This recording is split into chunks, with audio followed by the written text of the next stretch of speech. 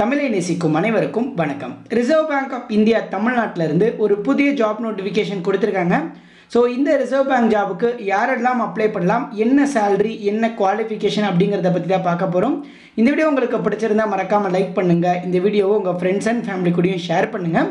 வீடியோவோட முடிவில் சேனல் உங்களுக்கு பிடிச்சிருந்தா தவறாமல் சப்ஸ்கிரைப் பண்ணுங்கள். இது மட்டும் இல்லை, நம்மக்கிட்ட இன்னொரு டெலகிராம் சேனல் இருக்குது. அதோட லிங்க் கீழே டிஸ்கிரிப்ஷனில் இருக்குது, அங்கேயும் ஜாயின் பண்ணுங்கள். அங்கே இந்த மாதிரி நிறைய government and private job updates நம்ம கொடுத்துட்டு இருக்கோம். Okay, Reserve Bank of India மும்பையிலேருந்து இந்த ஜாப் நோட்டிஃபிகேஷன் தற்பொழுது ரிலீஸ் பண்ணியிருக்காங்க. ஸோ என்ன நோட்டிஃபிகேஷன் அப்படின்னு பார்த்தீங்கன்னா, officers in grade B notification கொடுத்துருக்காங்க. ஒரு டைரக்ட் ரெக்யர்மெண்ட் மூலமாக கிரேட் பி ஆஃபீஸர்ஸை ரிசர்வ் பேங்க் எடுக்க போகிறாங்க. ஸோ அப்ளிகேஷனை பொறுத்தளவுக்கு உங்களுக்கு எல்லாருக்குமே தெரியும், ரிசர்வ் பேங்க்கில் ஆன்லைன் அப்ளிகேஷன் மட்டும்தான்.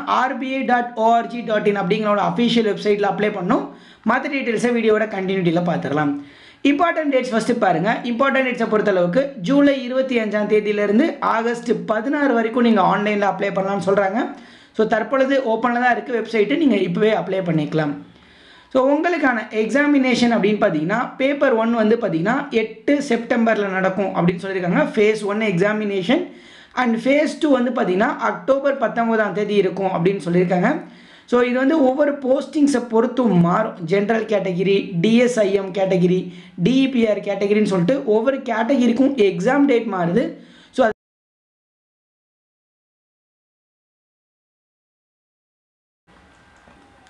ஸோ இப்போ வேக்கன்சிஸ் பார்த்துடலாம். ஃபஸ்ட்டு ஜென்ரலில் பார்த்தீங்க அப்படின்னா மொத்தம் ஒரு 66 வேக்கன்சி கொடுத்துருக்காங்க. அதே மாதிரி DEPRல ஒரு 21 வேக்கன்சியும், DSIMல ஒரு 7 வேக்கன்சியும் கொடுத்துருக்காங்க. எலிஜிபிலிட்டி பற்றி பார்க்கறதுக்கு முன்னாடி உங்கள் சேலரி டீட்டெயில்ஸ் பார்த்துடலாம். சேலரியை பொறுத்தளவுக்கு உங்களுக்கு பேசிக் பேவே 55,200 இருக்கும் அப்படின்னு சொல்கிறாங்க. ஸோ இதோட உங்களுக்கு எக்கச்சக்கமான அலவன்சஸ்லாம் ப்ரொவைட் பண்ணுவாங்க. அதெல்லாம் சேர்த்திங்க அப்படின்னா உங்களோட அப்ராக்சிமேட் சேலரி 1,22,717 இருக்கும். இதில் உங்களுக்கு கட் ஆஃப் எல்லாம் போக கிட்டத்தட்ட 1,11,000 உங்கள் அக்கௌண்ட்டுக்கு ஏறும் அப்படின்னு சொல்கிறாங்க. ஹியூஜ் சேலரி, ஒரு ஹியூஜ் ரெக்யர்மெண்ட்டு. கண்டிப்பாக அப்ளை பண்ணி ட்ரை பண்ணி பாருங்கள், விருப்பம் இருக்கிற எல்லாருமே. அடுத்து எலிஜிபிலிட்டியில் ஏஜ் லிமிட்டை பொறுத்தளவுக்கு 21 வயசுலேருந்து 30 வயசு வரைக்கும் இந்த போஸ்டிங்ஸ்க்கு அப்ளை பண்ணலாம் அப்படின்னு சொல்கிறாங்க. ஸோ இதுவே நீங்கள் SC/ST கேண்டிடேட்டாக இருக்கீங்க அப்படின்னா 35 வயசு வரைக்கும் அப்ளை பண்ணலாம். அதுவே நீங்கள் OBC அப்படின்னு சொல்லக்கூடிய BC, MBC, DNC, BCMமாக இருக்கீங்கன்னா 33 வயசு வரைக்கும் இந்த போஸ்டிங்ஸ்க்கெல்லாம் நீங்கள் தாராளமாக அப்ளை பண்ணிக்கலாம். அடுத்து எஜுகேஷ்னல் குவாலிஃபிகேஷனை பொறுத்தளவுக்கு ஏதாச்சும் ஒரு டிகிரி தாங்க. ஒரே ஒரு டிகிரி முடிச்சிருந்தீங்கன்னா போதும். இந்த ஜென்ரல் கேட்டகிரிக்கு நீங்கள் தாராளமாக அப்ளை பண்ணலாம். உங்கள் டிகிரியில் நீங்கள் மினிமம் ஒரு 50% மார்க்ஸாவது வச்சுருந்துருக்கணும். ஸோ அது மட்டும் வச்சுருந்தீங்க அப்படின்னா போதும்னு சொல்கிறாங்க. மற்றபடி வேறு எந்த ஒரு எக்ஸ்பீரியன்ஸும் அவங்க உங்கள்கிட்ட கேட்கல. ஸோ அதே மாதிரி DEPR போஸ்டிங்ஸ்க்கு அப்ளை பண்ணுறீங்க அப்படின்னா நீங்கள் கண்டிப்பாக மாஸ்டர்ஸ் வந்து எக்கனாமிக்ஸ்லேயோ, மாஸ்டர்ஸ் வந்து ஃபினான்ஸில் முடிச்சிருந்தா அப்ளை பண்ணலாம் அப்படின்னு சொல்லியிருக்காங்க. ஸோ மாஸ்டர்ஸ் எக்கனாமிக்ஸ்லேயோ ஃபினான்ஸ்லேயோ முடிச்சிருக்கோங்க, இந்த DEPR போஸ்டிங்ஸ்க்கு அப்ளை பண்ணுங்கள். அடுத்து DSIM பொறுத்தளவுக்கு மாஸ்டர் டிகிரி வந்து மேக்ஸ்லேயோ, டேட்டா சயின்ஸ்லேயோ, ஸ்டாட்டிக்ஸ்லேயோ முடிச்சிருந்தீங்க அப்படின்னா அப்ளை பண்ணலாம். இல்லைனா நீங்கள் பிஸ்னஸ் அனலிட்டிக்ஸில் முடிச்சிருந்தாலும் அப்ளை பண்ணலாம் அப்படின்னு சொல்லியிருக்காங்க. ஸோ இதையுமே நீங்கள் செக் பண்ணி பாருங்கள். அடுத்து ஸ்கீம் ஆஃப் எக்ஸாமினேஷனை பொறுத்தளவுக்கு ஃபேஸ் 1, ஃபேஸ் 2 2 ஃபேஸ் எக்ஸாமினேஷன் இருக்குது, ப்ளஸ் ஒரு இன்டர்வியூ இருக்குது அப்படின்னு சொல்லியிருக்காங்க.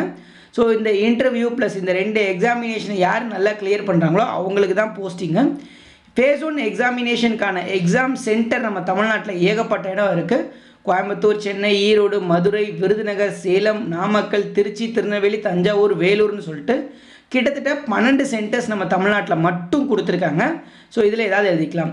அதே மாதிரி ஃபேஸ் 2க்கு வந்து பார்த்திங்கன்னா நம்ம சென்னையை ஒரு சென்டராக கொடுத்துருக்காங்க. ஃபேஸ் 1, ஃபேஸ் 2 ரெண்டையுமே நீங்கள் தமிழ்நாட்டிலே கிளியர் பண்ணலாம். இன்டர்வியூவும் சென்னையில் இருக்கும் அப்படின்னு சொல்லியிருக்காங்க. ரீஜனல் ஆஃபீஸில் இன்டர்வியூவும் இருக்கும். ஸோ நீங்கள் இன்டர்வியூவும் நீங்கள் சென்னையிலே கிளியர் பண்ணிக்கலாம். டோட்டலாக எல்லாத்தையுமே நீங்கள் சென்னையிலே கம்ப்ளீட் பண்ணி சென்னையிலே எக்ஸாமினேஷனும் முடித்து சென்னையிலே போஸ்டிங்ஸும் வாங்கிக்கலாம். ஸோ இதை தவிர ஆன்லைனில் எப்படி அப்ளை பண்ணணும்னு சொல்லிட்டேன். அப்ளை பண்ணும்போது ஃபீஸ் பே பண்ணணும். எவ்வளோ அப்படின்னு பார்த்தீங்கன்னா 850 ரூபா பே பண்ணணும். ஜென்ரல், OBC கேண்டிடேட்ஸ் எல்லாமே. SC/ST கேண்டிடேட்ஸ் மட்டும் 100 ரூபா பே பண்ணால் போதும் அப்படின்னு சொல்லியிருக்காங்க. ஸோ இதை தவிர இந்த நோட்டிஃபிகேஷனில் மற்ற டீட்டெயில்ஸ் எதுவும் பார்க்கணுன்னா கீழே டிஸ்கிரிப்ஷனில் இருக்குது, டவுன்லோட் பண்ணி செக் பண்ணி பாருங்கள்.